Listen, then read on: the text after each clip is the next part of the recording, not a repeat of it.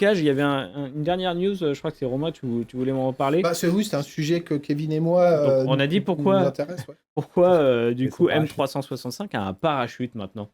Un parachute et aller à la cave. Non, plus sérieusement. Il est où le jeu de mots d'ailleurs en fait non, Juste- Backup. le backup. Ah ouais. Ah, ok. En fait, il y a les vieux qui ont connu, je m'inclus dedans, qui ont connu les SharePoint on-prem, etc. Enfin, moi je me sens Euh, pas si vieux que ça, j'ai connu quand même. Voilà. Mais quand on faisait du SharePoint on-premise, donc serveur à la cave, on avait plein de fonctionnalités de backup ou de mise en archive ou de record center.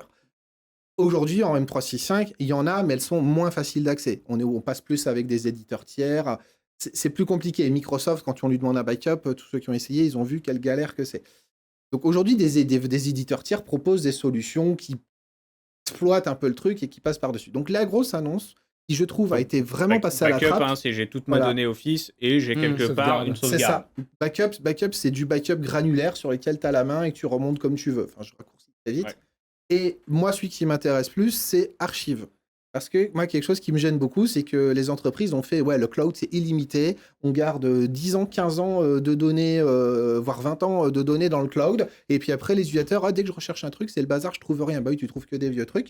Donc la logique, Et le on centre ne parle pas d'archives... de l'impact environnemental. Alors, c'est ça que je vais monstrueux. venir, c'est qu'aussi ce centre d'archives, qu'est-ce qui est la différence? C'est qu'aujourd'hui, M365 fait du stockage à chaud principalement, donc tout est dans le graphe, tout est dans la recherche, tout est analysé par les Indexation IA, continue, ouais. voilà, donc très consommateur pour être très performant.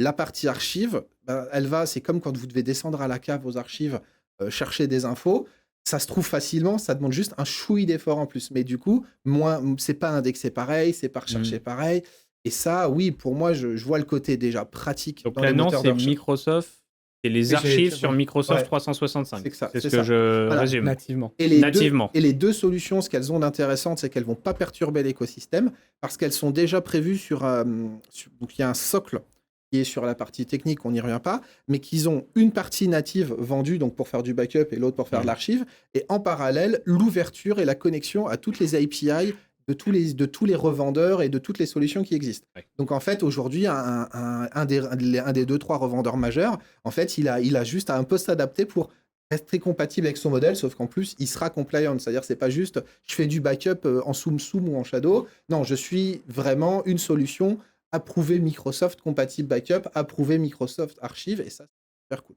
Ça, je trouve ça Est-ce qu'on certifie le Soum Soum?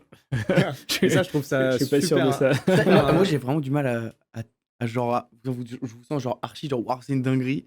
J'ai du mal En fait, à voir le bail. Je vais te poser une grosse question, Benjamin. C'est comment tu peux dire ça alors que dernièrement, tu as eu un gros problème de backup? Oui, mais j'y pensais. Mais j'ai pas eu un Hashtag gros oui. problème de backup, j'ai eu quelques soucis de backup. De réunion, après, ils ont tu sais, supprimé les automatiquement. vidéos Teams supprimées J'ai automatiquement. pas fait exprès.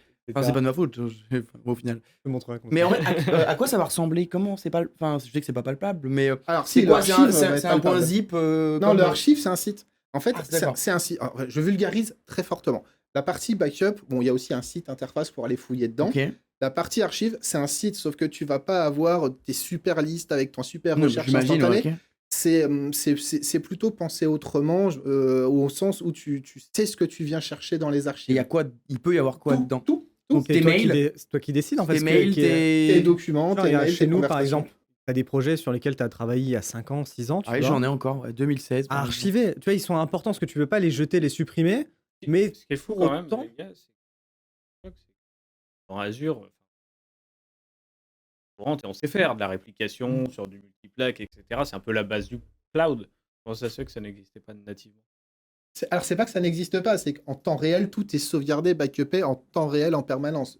Le problème, c'est le rendre accessible à des gens, parce qu'autant des choses que tu as dans Azure, de la data, enfin, c'est un accès assez tech, pour l'utilisateur lambda, d'une façon granulaire, aller lui rendre en backup la version 42 au milieu de 500 versions d'un document d'il y a 5 ans, D'accord. en termes C'est à ce niveau- d'expérience, c'est à ce C'est pas un peu overkill, quoi? Genre, Non, le truc, C'est à ce niveau de quand- finesse. Au-delà du mais c'est pas pour tout le monde. Au-delà de ce C'est- côté, c'est- mais même au-delà de ce côté, tu as utilisateur, tu as overkill, etc. Rien que sur l'impact environnemental, Voilà. il y a une stat. C'est parce que c'est rétréci, c'est. Ouais, genre- parce que regarde, il y a en 10 ans, Ouais. ça coïncide avec l'explosion du cloud en Mhm. entreprise, tu as une multiplication par 30 volume de données qui a été récréé. Donc, Tu as toutes ces données qui sont créées, si ça reste dans du stockage chaud, donc dans des services comme SharePoint, OneDrive, etc., où c'est indexé en permanence, Ça consomme. ça alimente la graphe API, mais c'est Et ça, je pense immense. qu'on le sait pas assez, en fait. C'est ça, Parce que pour les gens, pour les gens, le truc, je pense que le cloud, c'est illimité. parce qu'en Mais fait, non, mais tu as, sans ça. non, mais tu as perdu la notion de réalité des choses. Parce Ouais, que c'est ça. quand tu avais les infrastructures on-prem, physiquement, payais. tu avais le serveur, tu as la clim, tu as l'électricité, tu as une Et quand ça réalité tombe, physique. t'as rien. Et quand tu as le cloud, en fait, tu n'as plus ton infrastructure Bien à sûr. gérer. Avec un petit bouton, tu peux avoir des machines virtuelles en plus sur Azure, Le tu peux stockage avoir du coûte stockage rien. en plus. Mm. C'est ça. Alors que là, le fait de Le mettre fameux dans... j'ai le budget, donc allons-y. Ouais, ça va. Mm. Alors que le fait de mettre dans un stockage froid, alors oui, comme tu dis, ça n'a rien de fou. Oui. Mais par contre, le fait de mettre ça dans des devices qui sont moins puissants, qui indexent pas constamment, Mm. qui- Et c'est ça qui est intéressant. Et je pense que c'est dans ce sens-là que tu me dis ça, je dis ça rien de fou, mais tu me dis que au niveau écologique, niveau en vrai, ça c'est parce que je suis pas au courant que OneDrive il indexe en permanence, c'est pas mon métier. Moi dans ma tête, c'est je sais pas trop où. Et je pense que si moi qui est pourtant quand même dans la technique, je te dis ça, il y a des gens qui se posent mais même pas une seconde la question. Et donc en on est vrai, complètement- parce qu'on c'est trop perd- bien. On a perdu Et- en fait cette notion-là. Voilà. D'ailleurs, on avait fait cette découverte, enfin, moi je l'avais découvert, c'est qu'on a aujourd'hui les initiatives GreenOps en interne, où Ouais, on voilà. où on s'intéresse à l'impact environnemental des usages des services cloud Microsoft. Avec Kevin en interne, CTO, qui me disait, mais tu savais que certaines versions de PowerPoint, tu as l'impression qu'elles font 2 mégas, Et elles et sur ton OneDrive, elles font 200, Parce que qu'il y a ça te toute la sauve 5, c'est ça. toutes les versions et les commentaires, etc. Oui, comme Alors ton que toi, tu as SharePoint, l'impression que tu as comme ton petit- SharePoint te fait. Oui, Ouais. et en fait, parce que surtout plus les gens, ça Donc, sauvegarde à chaque main. Alors que tu n'en as pas besoin. Enfin, une fois que tu as envoyé, et en fait, c'est un peu ta presse. l'effet rebond dont Benoît dont il parle. C'est que, en fait, avec le temps, avec l'explosion, on va dire, des ressources qu'on a entre nos mains, en fait, on fait plus attention à ça, parce qu'on a perdu la réalité. À l'époque, il n'y a que le jeu vidéo encore qui garde un peu cette culture-là d'optimiser à mort. Parce qu'en fait, Oui, parce qu'il y a la sur la connexion console, internet. et puis non, la connexion internet, même tu as une console de jeu, par exemple, tu as des ressources limitées, et tu sais que Oui, la c'est- console de jeu, elle sera pas mise à jour avant 8 ans. Et puis le serveur, Donc, tu même, dois t'as un optimiser côté à mort. FinOps aussi pour eux C'est qui est ça. très important. Alors que sur la partie web, tu prends Ouais. la partie web, je crois depuis 80, enfin La depuis SSD, le ça début, coûte plus rien. ouais, mais ça a été multiplié par 150 les pages les dernières années. Ouais. Parce que qu'est-ce qui s'est passé? Tu as plus de RAM, tu as plus de stockage, tu as plus de réseau, tu as la 5G maintenant qui arrive. Et oui. Les résolutions d'écran, par exemple, je crois que c'était il y a 9 ans, ça a commencé, il y a 9 ans ou 7 ans, ça datait. Les résolutions ont été multipliées par 4. Et derrière, un client à nous, là, côté qui jouait, lui, il disait que ces jeunes équipes, par exemple, en fait, elles mettent une image, tu as un encart de 50 pixels, mais elles vont mettre une image de 3000 pixels qui pèse 10 000. Parce que Oui, parce que. tu n'as plus cette notion de. Mais tu te poses pas. En Ça fait, prenait du temps à charger avant. En fait, tu C'est as ça. accès à tout maintenant. Et donc, pour le stockage, c'est pareil. Oui, tu as accès à un stockage, mais si tu peux optimiser ton stockage et le mettre c'est de la dans. bonne pratique en fait. Voilà, tu t'en sers pas tout le temps, tu le mets quelque chose qui est moins Donc- polluant et tout. Fondamentalement, ça change. Et c'est super Rien. intéressant, je trouve, en termes. Peut-être Écologiquement, pas c'est- technologique, mais je trouve en termes de écologiquement, mindset. ouais. Ce qui est c'est faux, c'est génial, c'est quand même exactement. c'est une info donc on se dit plutôt Pas intéressante, importante. Aujourd'hui, à l'heure de l'impact environnemental et de la maîtrise de nos impacts, Ultra crucial. c'est crucial.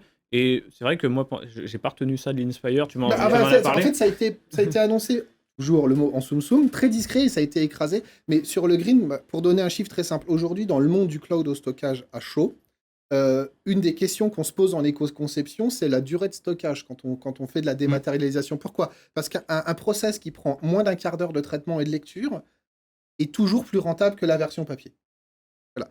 Par contre, il ne l'est plus en suivant les types de stockage au bout de 2 ans. Il y a des stockages au bout d'1 an, d'autres au bout de 3. Mais en moyenne, au bout de 2 ans, toute application dématérialisée qui, le process en lui-même est green d'être dématérialisé parce que le papier et le travail humain est beaucoup plus polluant. Le Faut stockage, oublier, ouais. on vit, on respire. Enfin bon.